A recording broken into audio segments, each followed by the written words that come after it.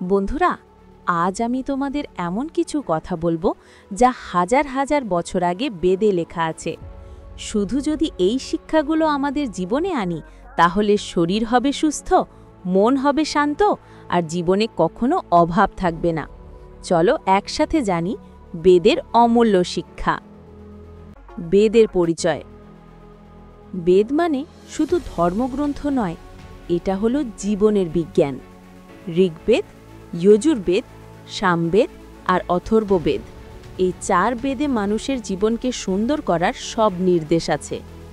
আজ আমরা শিখব প্রতিটি বেদ থেকে আমাদের জীবনের জন্য কি কি শিক্ষা পাওয়া যায়। ঋগ্বেদের শিক্ষা। ঋগ্বেদ বলে, সত্য এবং পরিশ্রমী জীবনের আসল শক্তি। আজ যদি আমরা সত্যবাদী হই, সততার সাথে কাজ করি আর আলস্য ছেড়ে দিই, তাহলে কোনো বাধাই আমাদের থামাতে পারবে না। সাফল্যের প্রথম ধাপ হল সততা যোগ কঠোর পরিশ্রম। অথর্ববেদের শিক্ষা। অথর্ববেদে লেখা আছে, যে মানুষ ভোরে ওঠে, শরীর পরিষ্কার রাখে, প্রার্থনা করে, সে দীর্ঘায়ু পায়। তাই প্রতিদিন চেষ্টা করো ব্রহ্ম মুহূর্তে ঘুম থেকে উঠতে। প্রথমে নাম জপ করো, তারপর শরীর মনকে পরিষ্কার করো। এভাবে দিন শুরু করলে মন থাকবে হালকা আর শরীর থাকবে চাঙ্গা। যজুর্বেদের শিক্ষা। যজুর্বেদে বলা হয়েছে, অর্থ কখনো সঞ্চয়েই বাড়ে না, বরং দানেই বৃদ্ধি পায়। বন্ধুরা, আমরা যা আয় করি তার মধ্যে থেকে একটু অংশ গরিব, অভাবী বা ভালো কাজে দিলে সেই অর্থ 10 গুণ হয়ে আবার আমাদের কাছেই ফিরে আসে। এটাই হলো সমৃদ্ধির আসল রহস্য। সামবেদের শিক্ষা। সামবেদ সঙ্গীত ও ভক্তির কথা বলে।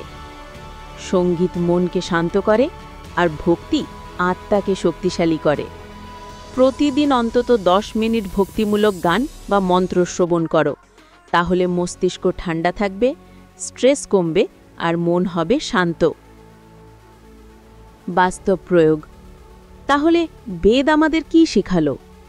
সততা আর পরিশ্রম ঋগ্বেদ, ভোরে ওঠা ও সুচিতা অথর্ববেদ, দান আর সৎকর্ম যজুর্বেদ, ভক্তি আর সঙ্গীত সামবেদ। এই 4টি শিক্ষা যদি আমাদের জীবনে আনি, তাহলে স্বাস্থ্য, ধন, শান্তি আর সুখ সবই আসবে। Powerful conclusion. বন্ধুরা, সফলতার রহস্য কোথাও বাইরে নেই, এটা লুকিয়ে আছে আমাদের প্রাচীন বেদে। চলো আজ থেকে প্রতিজ্ঞা করি, আমরা সত্যবাদী হব, প্রতিদিন ভোরে উঠব, দান করব আর ভক্তি করব। তাহলেই জীবন হবে সুখ, শান্তি আর সমৃদ্ধিতে ভরা।